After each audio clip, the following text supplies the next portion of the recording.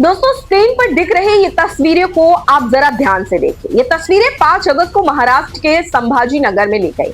यह सिर्फ एक साधारण बैठक की तस्वीर नहीं, बल्कि यह उस रणनीति का खाका है जिसने पूरे देश के राजनीतिक गलियारों में हलचल मचा दी।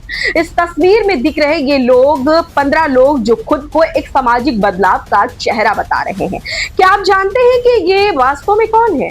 इनमें से एक भी व्यक्ति गरीब नहीं है, कोई मामूली हैसियत वाला नहीं। 30 साल से कम उम्र में करोड़ों की हैसियत कमाने वाले, काम करने वाले इन नवयुवकों ने मिलकर 12 लोगों की एक कोर कमेटी बनाई है, कॉकरोच जनता पार्टी यानी सीजेपी की कोर कमेटी।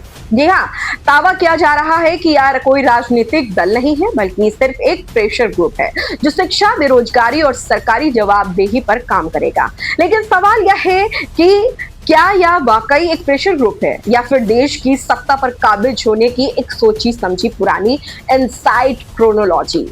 जी हाँ दोस्तों, आज की इस रिपोर्ट में हम सीजेपी के इसी आधे सच का पूरा कच्चा चिट्ठा खोलने जा रहे हैं। दोस्तों आप सभी वीडियो को छोड़कर कहीं जाइएगा मत, पूरा वीडियो देखना, तभी आप समझ पाएंगे सीजेपी और इनके आकाओं का सच। दोस्तों अभिजीत दिपके और उनकी कोर टीम का कहना है कि वे राजनीति के कीचड़ में नहीं उतरेंगे।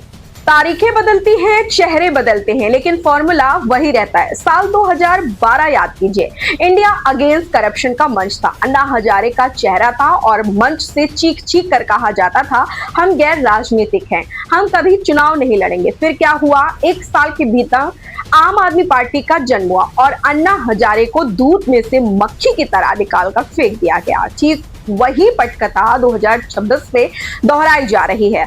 2012 में अन्ना हजारे का इस्तेमाल हुआ तो वहीं 2026 में सोनम वांगचुक के अनशन का इस्तेमाल किया गया। जी हाँ दोस्तों, भ्रष्टाचार और जन मुद्दों के नाम पर आमरण अनशन, सरकार को झुकाना, खुद को मसीहा और सामाजिक कार्यकर्ता साबित करना और फिर सीधा चुनावी राजनीति के अखाड़े में उतर जाना।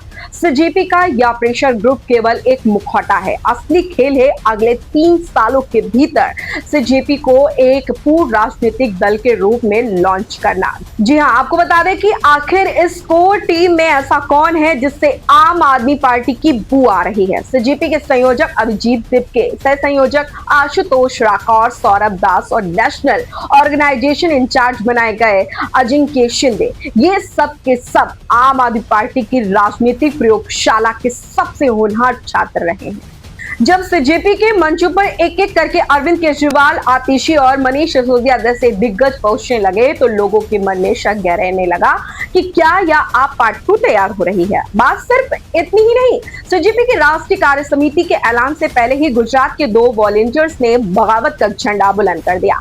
आरोप लगा कि अभिजीत दिपके सिर्फ अपने करीबियों को तवज्जो दे रहे हैं और सीजेपी को अपनी जागीर बना रहे हैं। वॉलंटियर्स का सीधा कहना था, हम देश में एक और केजरीवाल पैदा नहीं होने देंगे। इस पूरी कोर टीम में सबसे दिलचस्प और महत्वपूर्ण चेहरा है 35 साल के अजिंक्य शिंदे का।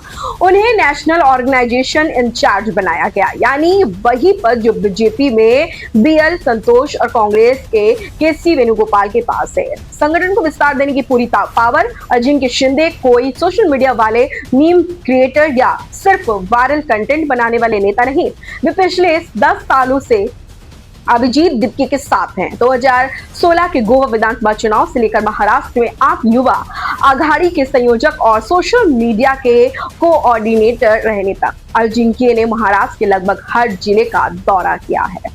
सीजेपी के बागी नेताओं के पास भले ही जमीनी तजुर्बा ना हो, लेकिन अजिंक्य शिंदे के पास ग्राउंड नेटवर्क है। उन्हें संगठन में इसलिए लाया गया ताकि वे देश भर में घूम घूम कर सीजेपी को वैधता दिला सके, कार्यकर्ताओं को जोड़ सके और जब सही वक्त आए तो एक नई राजनीतिक पार्टी का ढोल बजा सके। अब सवाल यह है दोस्तों, सीजेपी का राजनीतिक होने का यह नकाब कब तक टिका रहेगा? क्या जनता एक ही फॉर्मूले से बार बार ठगी जाती रहेगी या इस बार लोग वक्त रहते इस पूरी क्रोनोलॉजी को समझ जाएंगे? सूत्र तो यहाँ कहते हैं कि सीजेपी के इस उभार के पीछे संघ और सत्ताधारी खेमे का भी परोक्ष इशारा है, ताकि विपक्ष के वोटों में सेंध लगाई जा सके। अब यह देखना दिलचस्प होगा कि चुनाव न लड़ने का दावा करने वाली सीजेपी की या कोर टीम अपने इस वादे पर कब तक टिकी रहती है। फिलहाल दोस्तों इस खबर पर आप क्या कुछ कहना हमें कमेंट बॉक्स में जरूर बताएं और बने रहे द स्क्वाड ऑफ इंडिया के साथ।